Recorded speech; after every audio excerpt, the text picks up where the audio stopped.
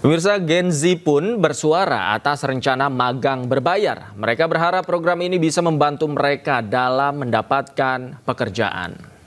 Udah lumayan ya, karena kan karena ada yang nggak dibayar sama sekali. Jadi kalau untuk magang, apalagi untuk belajar dulu sih, untuk transport dan makan aja menurut aku nggak apa-apa ya.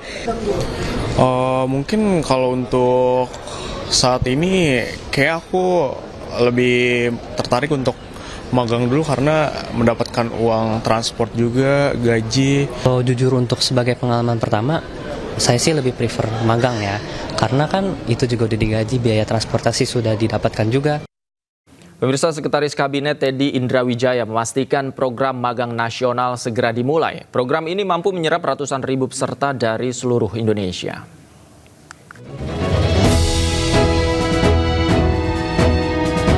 Mulai bulan Oktober, pemerintah meluncurkan program magang bergaji selama 6 bulan. Program ini adalah perhatian khusus pemerintah bagi lulusan baru atau fresh graduate. Untuk tahap pertama, sebanyak 20.000 peserta magang nasional akan bekerja di perusahaan BUMN atau swasta dan berhak menerima gaji setara dengan upah minimum provinsi. Sekretaris Kabinet Teddy Indrawijaya memastikan program ini akan berjalan maksimal dan manfaatnya bisa langsung dirasakan oleh masyarakat. Bisa langsung bekerja di tanggal 20, Anda bayangkan tanggal 20 Oktober, beliau sudah kerjasama dengan berbagai ribuan perusahaan, tanggal 20 Oktober nanti langsung bekerja. Yang kedua, dapat pengalaman. Yang ketiga, langsung dapat uang saku. Uang sakunya berapa? Sesuai dengan upah minimum dari kabupaten dan kota yang nanti akan mempekerjakan di perusahaan itu. Teddy menyebut pemerintah akan segera membuka kembali kesempatan magang gelombang kedua dengan target jumlah peserta hingga ratusan ribu orang. Melalui program magang nasional ini, pemerintah berharap akan tercipta generasi muda yang siap kerja, adaptif, dan berdaya saing tinggi. Tim Liputan iNews melaporkan. Dan pemirsa, bagaimana program magang nasional akan direalisasikan? Apakah sesuai dengan tujuan? Untuk membahasnya kami telah terhubung dengan Wakil Menteri Ketenagakerjaan Afriansah Nur. Selamat sore Pak Wamen, apa kabar? Assalamualaikum. Waalaikumsalam. Pak Wamen, saya ingin mulai diskusi kita dari pertanyaan. Sebenarnya apa yang menjadi tujuan program magang nasional ini, Pak? Jadi tujuan utamanya Bapak Presiden ingin menciptakan ekosistem ketenagakerjaan yang sehat. Kemudian tidak hanya sekedar mencari pengalaman kerja, tapi juga menciptakan link and match yang cukup sangat baik ya, sehingga pendidikan dan industri sekaligus bisa menekan ya angka pengangguran yang terdidik saat ini masih banyak, begitu Mas. Jadi inilah dibuat magang nasional. Program ini baru saja diperintahkan oleh Bapak Presiden kepada Kementerian Ketenagakerjaan, gitu. Oke, Pak, terkait dengan prasyarat atau persyaratan yang bisa diikuti oleh para pencari kerja yang ikut program magang ini apa saja, Pak? Adakah syarat khusus? Syarat khusus sih tidak ada ya, standar saja ya, seperti misalkan dia warga negara Indonesia dan mempunyai KTP tentunya. Kemudian program ini adalah lulusan 1 tahun atau fresh graduate yang sudah kita berlakukan mulai Oktober 2024 sampai dengan Oktober 2025. Kemudian juga lulusan pada perguruan tinggi baik D1, D2, D3 dan S1. Dan kemudian kita minta datanya juga ke perguruan tinggi itu melalui Kementerian Pendidikan Tinggi dan Sains ya. Dan juga hanya boleh diikuti 1 kali syaratnya. Jadi tidak boleh berkali-kali. Jadi karena ini ada intensif atau upah atau uang saku yang kami siapkan atau pemerintah siapkan untuk peserta magang, begitu. Oke, Pak Wamen, kemudian penempatannya akan seperti apa, Pak? Apakah memang di perusahaan-perusahaan swasta yang sudah bekerja sama atau sebagian besar diakomodir di BUMN atau kementerian? Sementara ini kami membuka kesempatan peluangnya kepada perusahaan-perusahaan swasta, ya kan? Untuk batch pertama ini yang akan kita serap sekitar 20.000 orang. Nah, kemudian nanti barulah kita akan buka batch kedua, mungkin akan melibatkan pemerintah, BUMN, baik pun BUMD. Karena kuotanya akan banyak tuh sekitar 80.000. Nah, sektor-sektor inilah yang akan kita serahkan yang batch pertama ini kepada pihak swasta, sehingga nanti pihak swasta yang memilih dan kami yang menyiapkan begitu. Jadi setelah mereka memilih, kami akan menyerahkan orang-orang itu kepada pihak-pihak yang menerima mereka untuk bekerja sebagai magang. Gitu. Oke, Pak Wamen, kemudian masyarakat khususnya Gen Z ini juga kemudian bertanya, dari mana uangnya untuk menggaji mereka? Apakah memang uangnya dianggarkan sebelumnya dari instansi pemerintah atau memang ya dari kantong perusahaan swasta yang bekerja sama tadi, Pak? Seperti apa? Uangnya disiapkan oleh pemerintah, APBN, ya. Uang itu disiapkan untuk uang saku tadi selama 6 bulan. Jadi 3 bulan pertama di tahun 2025 ini dan 3 bulan kedua di tahun 2026.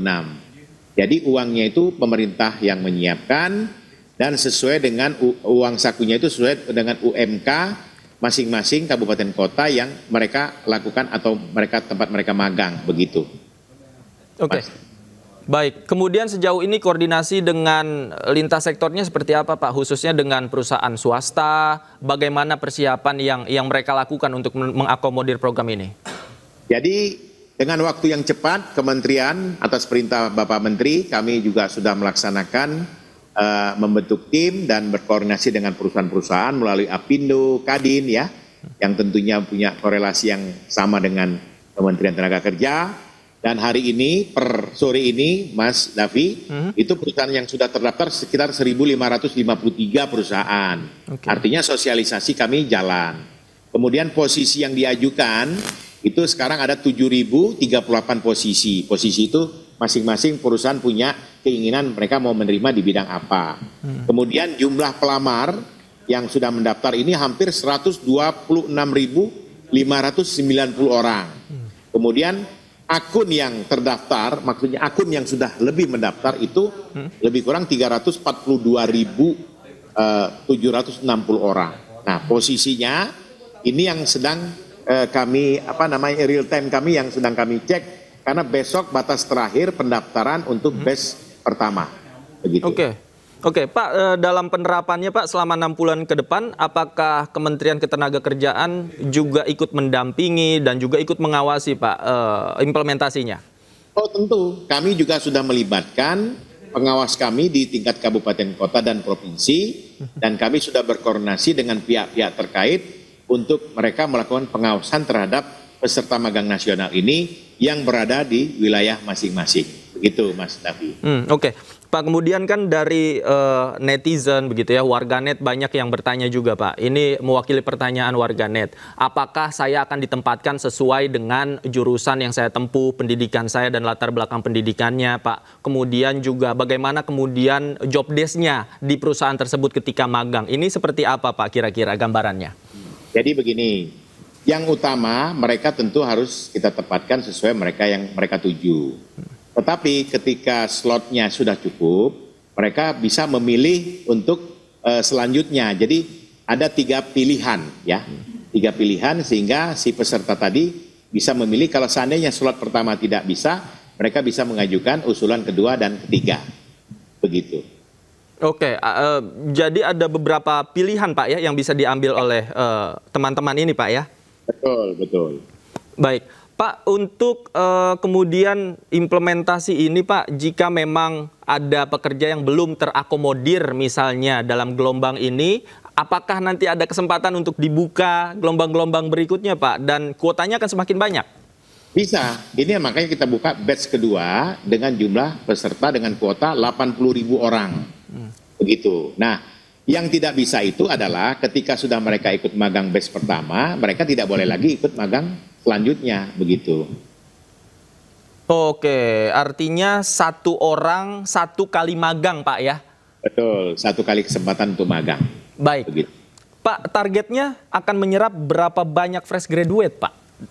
Ya, kita berharap ya fresh graduate yang punya skill pendidikan yang ada ini bisa terserap di masing-masing perusahaan atau nanti di batch kedua ada BUMN maupun pemerintah dan BUMD ya yang juga akan menerima mereka.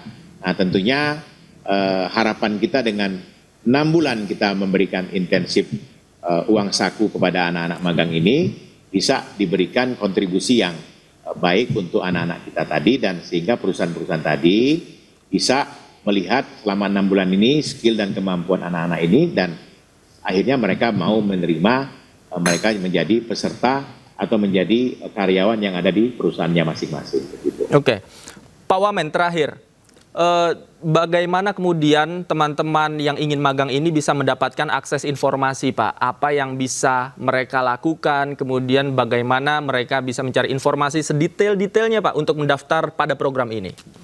Jadi kan sekarang ini dengan digitalisasi, kami sudah punya platform online ya melalui Siap Kerja. Kemudian juga Magang Hub yang kita punya di Kementerian Tenaga Kerja. Jadi kemenaker.go.id itu bisa dilihat di sana. Dan ini semua sudah terpampang dan sudah terbukti banyak yang mendaftar, banyak yang perusahaan yang sudah mengikuti juga apa yang sudah kami sampaikan ke mereka. Jadi intinya sudah tersosialisasi dan ini dengan berita dari iNews juga ini kan sudah merupakan berita yang terbaik juga untuk disampaikan kepada masyarakat banyak bahwa Presiden melalui Kementerian Tenaga Kerja mempunyai program magang nasional untuk anak-anak kita yang belum terserap bekerja di berbagai perusahaan ataupun instansi pemerintah. Gitu. Baik. Terima kasih Pak Afriansa Nur, Wakil Menteri Ketenagakerjaan. Ini informasi yang sangat penting khususnya bagi pemirsa yang saat ini sedang mencari kerja dan memang ingin ikut program magang nasional ini. Terima kasih Pak Wamen sekali lagi atas waktunya. Selamat sore, sehat selalu Pak. Terima kasih, selamat sore. Assalamualaikum. Waalaikumsalam. Menteri Keuangan Purbaya Yudisadewa menegaskan bahwa pembayaran utang proyek kereta cepat Jakarta-Bandung atau WUS tidak seharusnya dibebankan kepada APBN. Menurut Menteri Keuangan, tanggung jawab pengelolaan utang tersebut berada di bawah Badan Pengelolaan Investasi dan Antara. Ya, pemirsa, kita beralih ke informasi lain. Pemerintah memberikan perhatian khusus bagi lulusan baru atau fresh graduate. Mulai Oktober tahun ini, program makan bergaji diluncurkan bagi para fresh graduate. Gajinya pun sebesar upah minimum provinsi.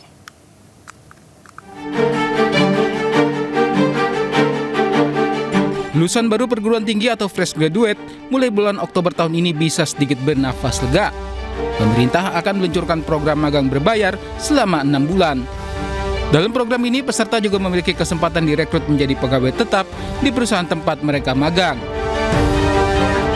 Yang di Kemenaker itu terkait dengan program magang, ya. Jadi yang terkait dengan program magang, kami persiapkan program magang itu akan dimulai 15 Oktober. Jadi platformnya platform Siap Kerja. Mulai tanggal 15 Oktober 2025, lulusan baru perguruan tinggi bisa mendaftar melalui website yang dituju Kemenaker. Magang dilaksanakan selama 6 bulan dan berlaku bagi lulusan baru perguruan tinggi D3 atau S1 maksimal 1 tahun setelah kelulusan. Sebanyak 20.000 peserta magang nasional akan bekerja di perusahaan BUMN atau swasta dan berhak menerima gaji setara dengan upah minimum provinsi. Untuk program ini, pemerintah menganggarkan biaya sebesar Rp198 miliar. Dibandingkan tahun sebelumnya, pada tahun ini terdapat 7,28 juta pengangguran. Setengah dari angka itu adalah pencari kerja Gen Z. Diharapkan program magang berbayar ini bisa menjadi solusi bagi generasi muda untuk mendapat pekerjaan. Tim Liputan iNews melaporkan.